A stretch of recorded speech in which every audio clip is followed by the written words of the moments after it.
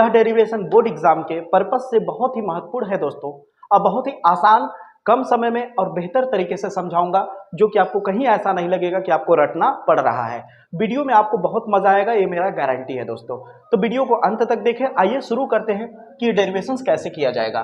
कह रहा है वैद्युत द्विध्रुव के कारण अक्षीय स्थिति में किसी बिंदु पर वैद्युत क्षेत्र की तीव्रता पता लगानी है हमें। ठीक है, तो ध्यान से देखिए, जब भी द्विध्रुव के कारण बोल रहा है तो द्विध्रुव जब भी यूज होता है तो वहां पे दो आवेश का जिक्र होता है, वहां एक धन आवेश और एक ऋण आवेश।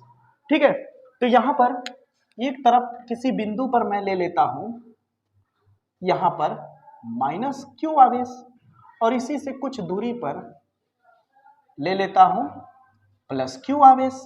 ठीक है, और इसके बीच की दूरी क्या होगी दोस्तों? द्विध्रुव में आप जानते होंगे बीच की दूरी कितनी होती है? 2l होता है। क्या होता है दोस्तों? 2l होता है। इतना बात आपको समझ में आ रहा होगा। वीडियो को ध्यान से देखिएगा दोस्तों, पूरा एक एक पॉइंट समझाऊंगा मैं। अब अगर इन दोनों के बीच का अगर मैं केंद्र ले लूं, यानी दोनों के बीच में एक पॉइंट ले लूं, बीच में एकदम इस पूरी इस पॉइंट और इस पॉइंट के बीच में जो पॉइंट लिया है उसको मैं नाम दे देता हूं O। तो दोस्तों अगर ये टोटल 2l है तो मैंने बीच में एक जो बिंदु लिया है, तो अब ये 2l क्या हो गया? बट गया कितने में? इधर भी l हो गया यहां से यहां तक, और इधर भी l हो गया यहां से यहां तक। हाँ या ना? बिल्कुल आपको समझ में आया होगा दोस्तों। अब इसके बाद क्या करना है?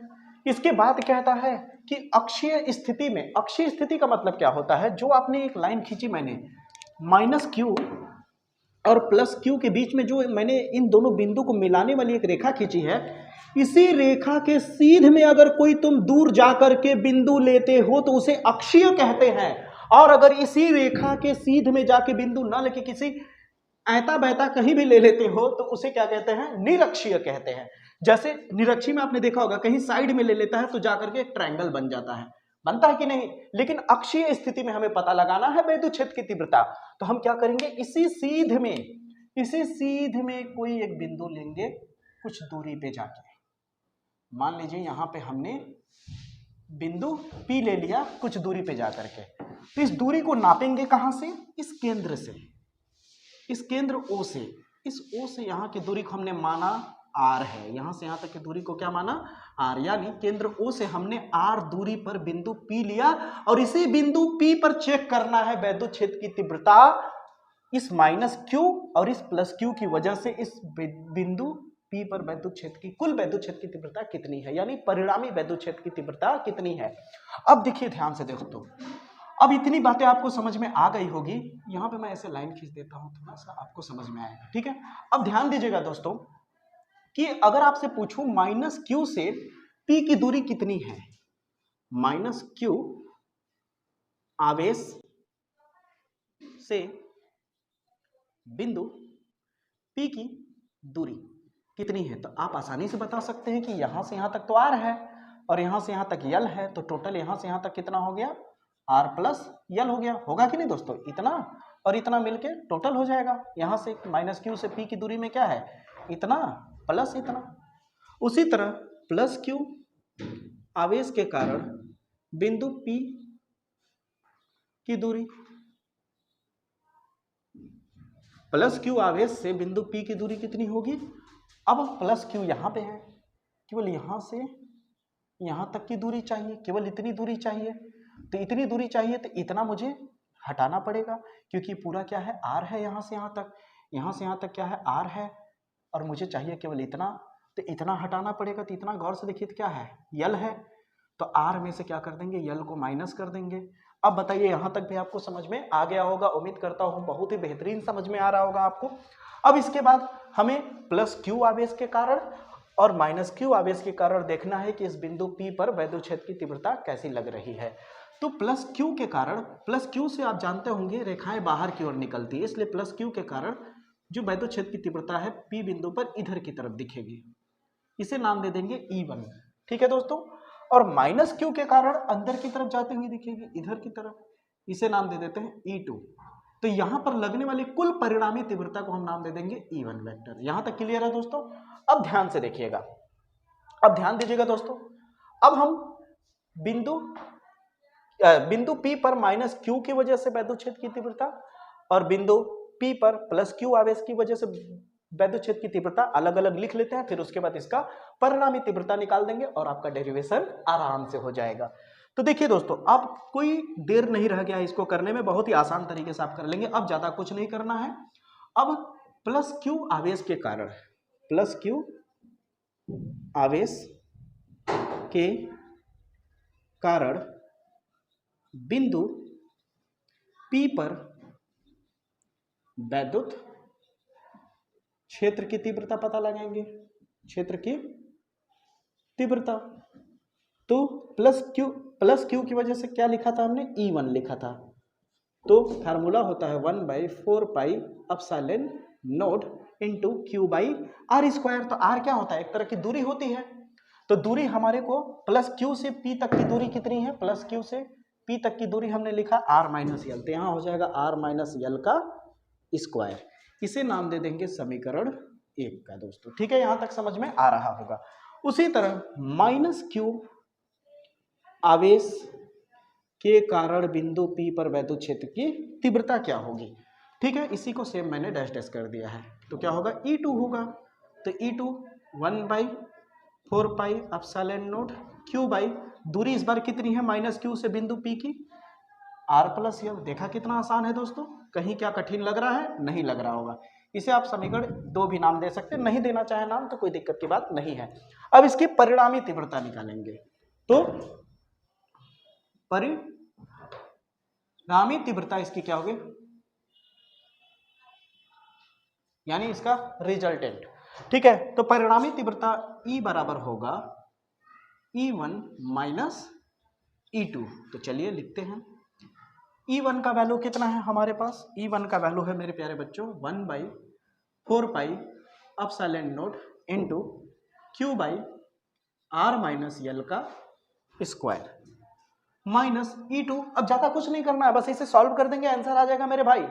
मेन इतना ही था, डायग्राम और यहां तक। इसके बाद तुम्हारे दिमाग में बस इतना होना चाहिए, E1 को E2 से घटा देना है। अब इसके बाद नॉर्मल कैलकुलेशंस है, बस नॉर्मल इसका पोस्टमार्टम करेंगे, आंसर आ जाएगा।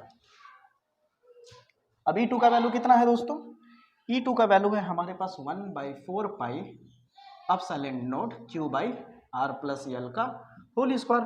अब यहाँ पे हम थोड़ा सा इसको कॉमन ले लेते हैं, जो इसमें जुड़वा भाई लोग दिख रहे होंगे उनको बाहर ले लेंगे। जैसे यहाँ 1/4 पाई एप्सिलॉन 0, यहाँ भी 1/4 पाई एप्सिलॉन 0, यानी नोट सेम है। और ऊपर में क्यू, ऊपर में क्यू, यानी ऊपर में क्यू और बटे के नीचे में क्या 4 पाई एप्सिलॉन नॉट कॉमन ले लेते हैं। तो बचा क्या, 1 बचा, और नीचे में आर माइनस यल का स्क्वायर बचा, माइनस यहाँ पे क्या बचा 1, और नीचे में क्या बचा आर प्लस यल का होल स्क्वायर। यहाँ तक आपको समझ में आ रहा होगा दोस्तों।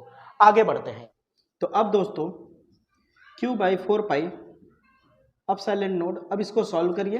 इसका इधर मल्टीप्लाई हो जाएगा तो क्या हो जाएगा आर प्लस यल का होल स्क्वायर, माइनस इसका इधर मल्टीप्लाई हो जाएगा तो आर माइनस यल का होल स्क्वायर, बटे इसका इससे मल्टीप्लाई करेंगे तो आर माइनस यल और आर प्लस यल, दोनों पे स्क्वायर है तो क्यों ना पूरे का स्क्वायर कर दें। यहाँ तक आपको समझ में आ रहा होगा दोस्तों। अब इसको आगे कैसे करना है, देखिए यहाँ पर E बराबर Q/4 पाई एप्सिलॉन नॉट। अब यहाँ पे देखिए आर प्लस यल का होल स्क्वायर, यानी आर को ए समझ लें और यल को बी समझ लें, तो ए प्लस बी का होल स्क्वायर है, a square plus b square plus 2ab, minus उसी तरह यहाँ ए माइनस बी का होल स्क्वायर है, a square plus b square minus 2ab। यहाँ तक समझ आ रहा होगा दोस्तों। अब आप सोच रहे होंगे कि आपने ब्रैकेट क्यों यहाँ लिया, क्योंकि यहाँ पे माइनस था।